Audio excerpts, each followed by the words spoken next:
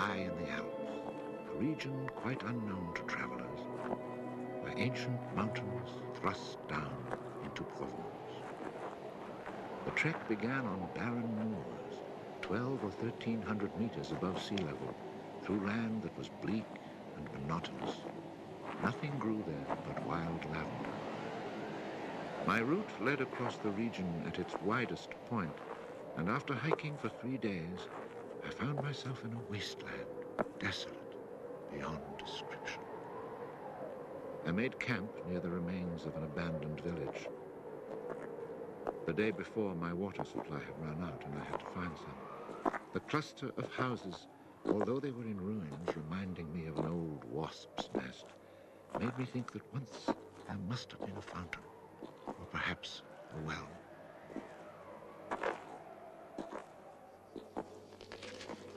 There was indeed a fountain, but it was dry.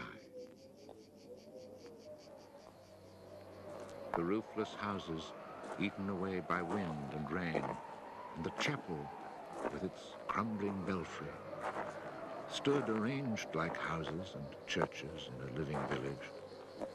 But here, life had vanished. It was a sunny, cloudless June day, but over these bare highlands blew a fierce, insufferable wind. Growling through the skeletons of the houses, it sounded like a wild beast disturbed while feeding on its prey. I had to move camp.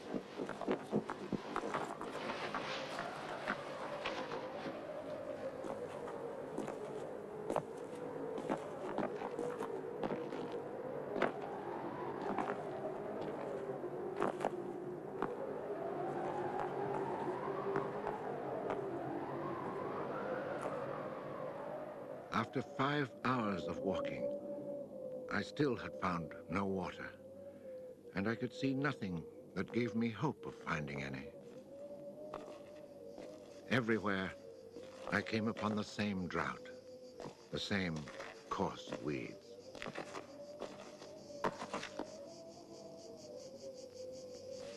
In the distance, something caught my eye.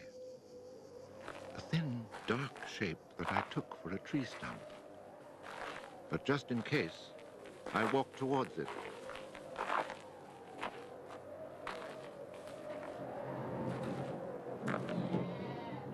It was a shepherd, and beside him, resting on the burning ground, lay about 30 sheep.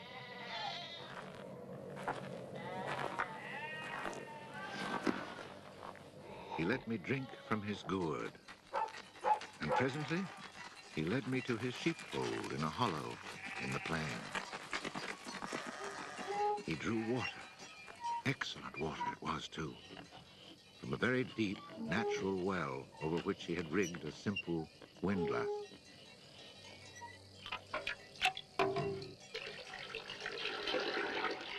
The man spoke very little, often the way with people who live alone, but he appeared sure of himself and confident in his assurance.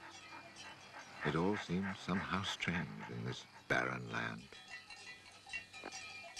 He lived not in a hut, but in a real house, a stone house, whose walls clearly showed how his own labor had repaired the ruin it had once been. Its roof was solid and strong, and the wind on its tiles sounded like the sea upon the seashore. Inside, it was neat and tidy, dishes washed, floor swept, shotgun oiled. His soup simmered over the fire. And I noticed that he was freshly shaved, that all his buttons were firmly sewed on, and that his clothes were darned with that meticulous care which makes the mend invisible. He shared his soup with me.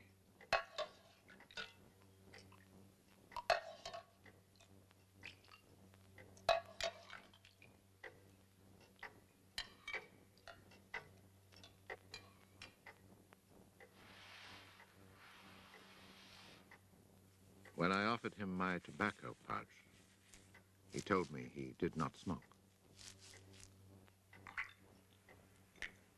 dog, silent like his master, was friendly without fawning.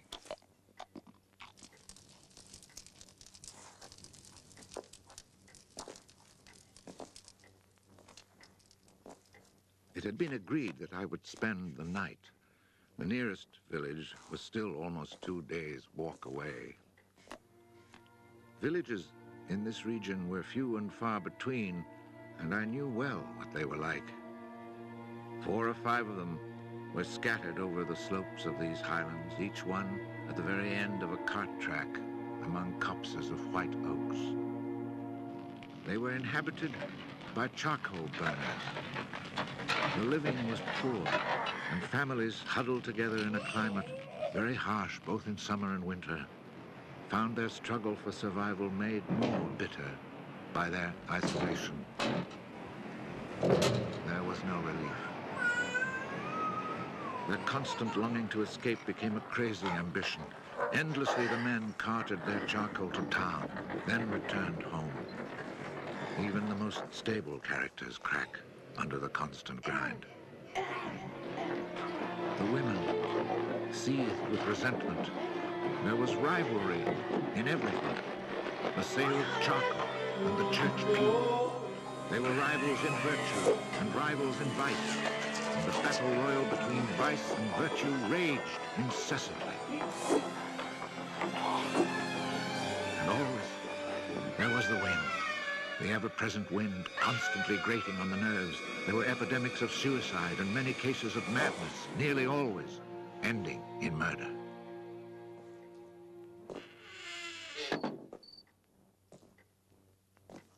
The shepherd, who did not smoke, went to fetch a little sack, and onto the table he emptied a pile of acorns.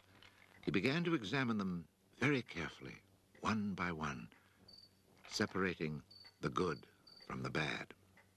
I sat, smoking my pipe. I offered to help, but he told me it was his work, and indeed, seeing how very carefully he carried out his task, I did not insist. That was the only time we spoke. When he had set aside enough acorns, he divided them into piles of 10. As he did this, he discarded the smaller ones, or those that were cracked, for now he was examining them very, very closely. When finally there lay before him 100 perfect acorns, he stopped, and we went to our beds. Being with this man brought a great sense of peace.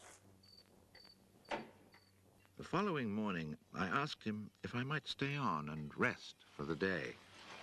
He found that quite natural, or to be more precise, he gave me the impression that nothing could upset him. The day of rest was not absolutely necessary, but I was intrigued, and I wanted to learn more about him. He let his sheep out of the pen and led them to their grazing. Before he went, he took the little bag of carefully chosen acorns and put them into a pail of water to soak. I noticed that for a walking staff, he carried an iron rod as thick as my thumb and about as high as my shoulder.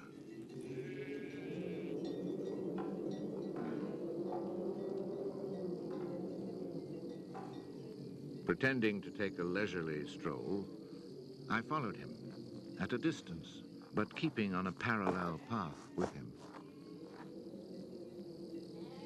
The pasture for his sheep was down in a dell. Leaving his dog in charge of the little flock, he began to climb towards me where I was standing. I feared he was coming to reproach me. Not at all. It happened to be on his way, and he invited me to go with him if I had nothing better to do. He was going a little farther on, to the top of the hill.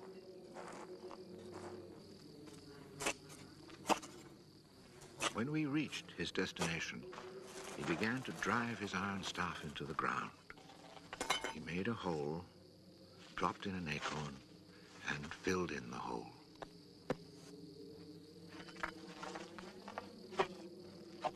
He was planting oak trees. I asked him if he owned the land. He said no, Did he know who owned it? He did not. He thought it was common land, parish property, or perhaps it belonged to people who did not care about it. That did not concern him. So with infinite care, he planted his 100 acorns. After the midday meal, he began to sort out more of his acorns.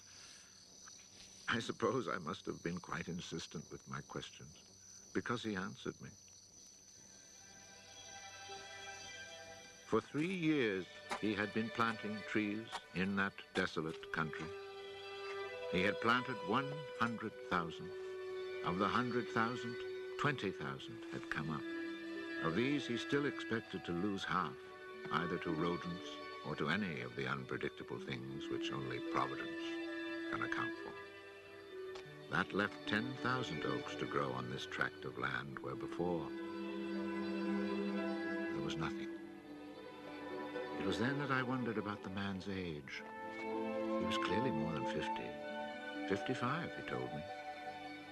His name was Elzéar Bouffier. He had owned a farm down in the lowlands. It had been his life. He had lost his only son, and then his wife, and had withdrawn into this solitude where he was content to live quietly with his lambs and his dog. It was his opinion that the land was dying for lack of trees. He added that having nothing very important to do himself, he had resolved to remedy this state of affairs. I was young and only thought of the future as it affected me and my search for happiness. So I told him that in 30 years, those 10,000 oaks would be magnificent. He answered quite simply that if God granted him life, in 30 years he would have planted so many more that these 10,000 would be like a drop of water in the sea. Already he was studying the growth of beech trees and had a nursery full of seedlings grown from beech nuts. They're quite beautiful. He was also thinking of birches for the dales, where he told me there was moisture just below the surface of the soil. The next day, we parted. The following year came the First World War, in which I was engaged for 5 years. An infantryman was hardly likely to have trees on his mind.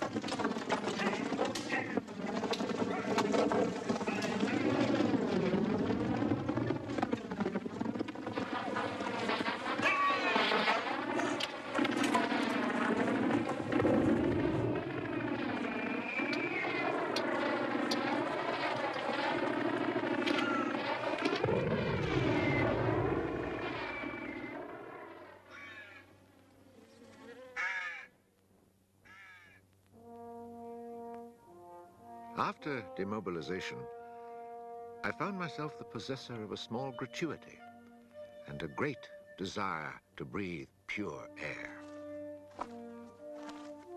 This was my only thought when I set off once more on the road to the barren land.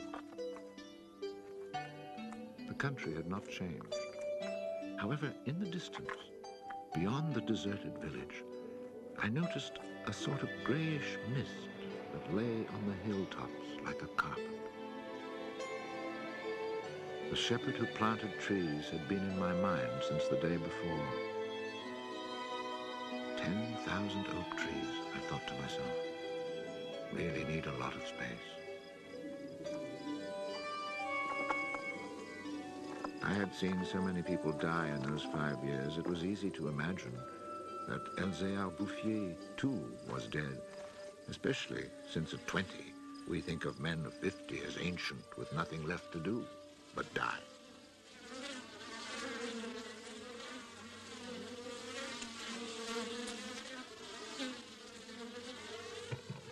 He was not dead. He had changed his occupation. He had only 4 sheep left, but now He had over 100 hives of bees. He had given up sheep because they threatened his young trees. The war had not disturbed him, and he had calmly continued his planting. The oaks of 1910 were now 10 years old and taller than either of us. It was such an impressive sight, I was struck dumb.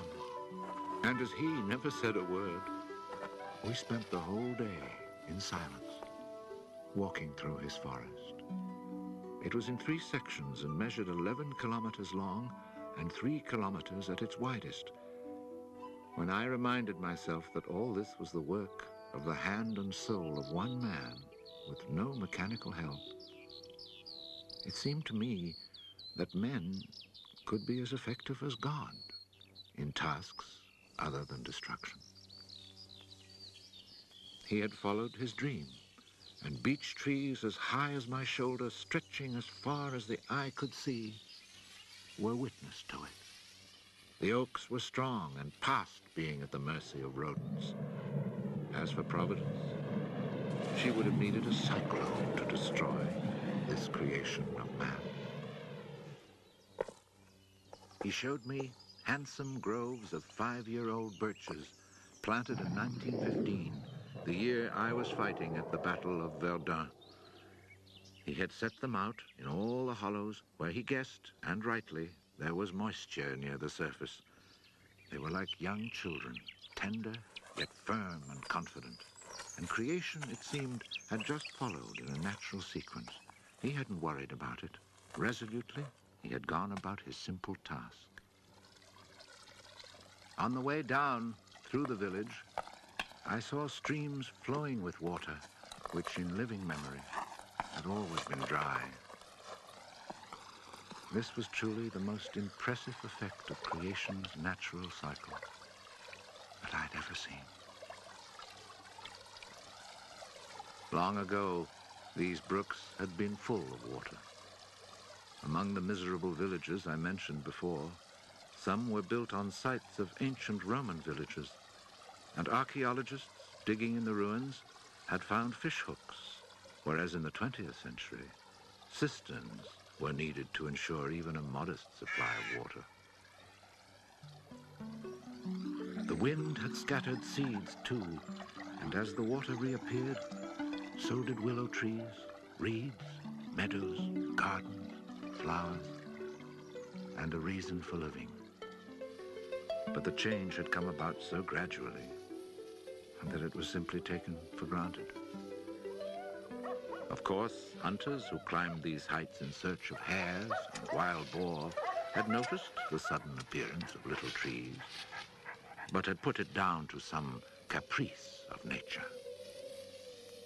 That is why no one had meddled with the work of the shepherd. If they had suspected it was man's work, they would have interfered. But who would even think of him?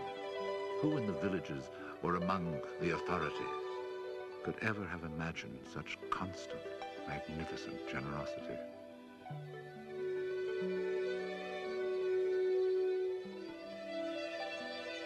Each year from 1920 on, I paid a visit to Elzéar Bouffier. I never saw him lose heart, nor was he ever deterred. And often, God knows, it must have seemed that heaven itself was against him. I never tried to imagine his frustrations, but to achieve such an end, he must have had to overcome many obstacles. For such passion to succeed, he must surely have fought and conquered despair. We must remember that this exceptional man had worked in utter solitude. Solitude so complete that towards the end of his life, he had lost the habit of speech. Oh, perhaps he saw no need for it. In 1933, he was visited by an astonished forester who notified him of an order that lighting fires outdoors was forbidden for fear of endangering this natural forest. It was the first time, the forester told him naively, that he had ever seen a forest grow of its own accord. In 1935, a whole delegation from the authorities arrived to look at the natural forest. There was a high-ranking official from the forestry department, an elected member of parliament, technical experts. And there was a great deal of talk. It was decided something must be done. Fortunately, nobody did anything except for the one good thing. The forest was placed under government protection and charcoal burning was prohibited. For it was really quite impossible not to be enchanted by the beauty of these young, healthy trees. And they had even managed to cast their spell over the Member of Parliament.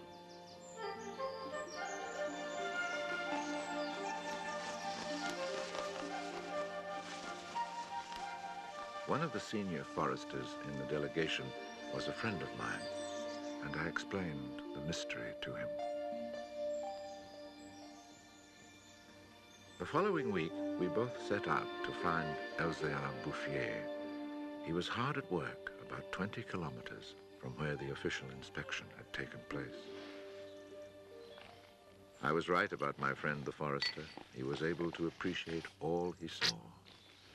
I offered the eggs I had brought as a present. We all shared our lunch and spent several hours in silent contemplation of the landscape. The slopes we had climbed on our way up were covered with tall trees 4 times our own height. I remembered how it had looked in 1913, desolate, but quiet, regular work, brisk mountain air, the simple life, and above all, peace of mind, had endowed this old man with almost awe-inspiring health. He was one of God's athletes. I wondered how many more hectares he would cover with trees. Before we took our leave, my friend made one small suggestion about the kinds of tree which seemed to suit the soil here. He did not press the point, for the simple reason, he told me afterwards, that this man knows more about it than I do. The idea must have been turning over in his mind, for after we had walked for an hour, he added, he knows more about it than anyone else in the world. He's found a perfect way to be happy. Thanks to this forester, not only the forest, but the happiness of Elzéar Bouffier were protected. The only serious danger to his work occurred during the Second World War. Cars being powered by wood-burning generators. There was never enough wood. So cutting was begun among the oaks of 1910, but they were so far from transportation routes that the whole enterprise proved financially unsound. It was abandoned.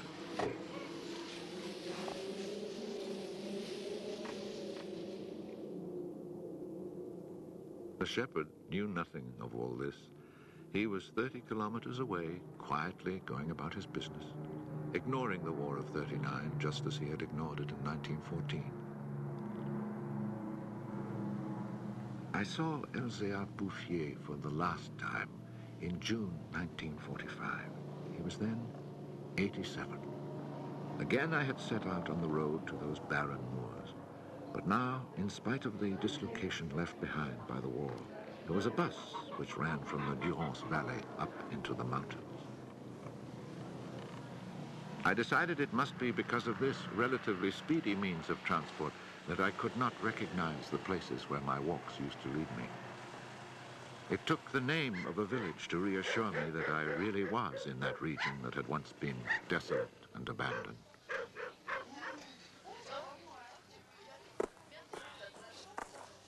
The bus dropped me at Vergon.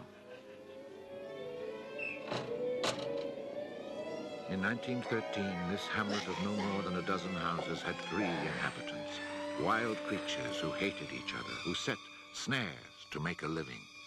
They were people without hope. Now everything was different, even the air itself. Instead of the harsh, dry winds of the past, there was a gentle breeze full of fragrance. From the mountain tops came a sound like rushing water. It was the wind rustling through the forest. And then, even more astonishing, I heard another sound of water. I saw that they had built a fountain that was splashing merrily. And beside it, what I found most touching, someone had planted a linden tree, the perfect symbol of rebirth.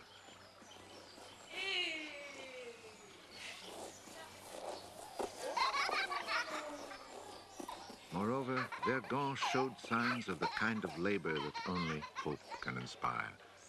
So hope had been restored. Ruins had been cleared and crumbling walls torn down. The new houses, freshly rough-cast, stood in kitchen gardens where flowers and vegetables grew in orderly confusion. Roses and cabbages, snapdragons and leeks, celery and anemones.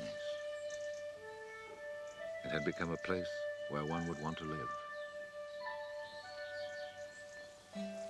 From this point, I continued on foot.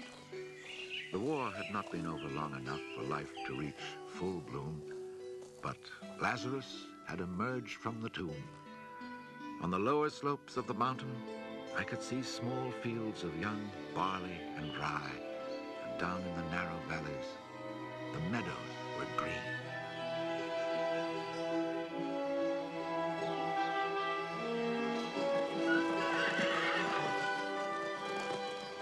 It has taken only 8 years since then for the whole countryside to glow with health and prosperity. Where I had seen ruins in 1913, there now stand clean, freshly plastered farmhouses, evidence of happy, comfortable lives. Dry springs fed by snows and rains, now conserved by the forest, have begun to flow again. In the maple groves, each farm has its fountain brimming over onto carpets of fresh mint. Bit by bit, the villages have been rebuilt.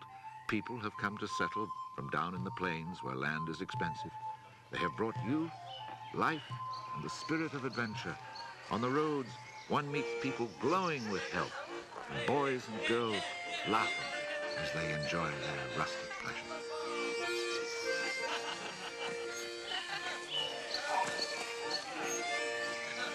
Counting those who lived here before, quite changed by their life in gentle surroundings, and including the newcomers, more than 10,000 people owe their happiness to Elzéar Bouffier. When I think that one man, one body, and one spirit was enough to turn a desert into the land of Canaan, I find after all that a man's destiny can be truly wonderful. But when I consider the passionate determination, the unfailing generosity of spirit it took to achieve this end, I'm filled with admiration for this old, unlearned peasant who was able to complete a task worthy of God. Elzéar Bouffier died peacefully in Banon in 1947.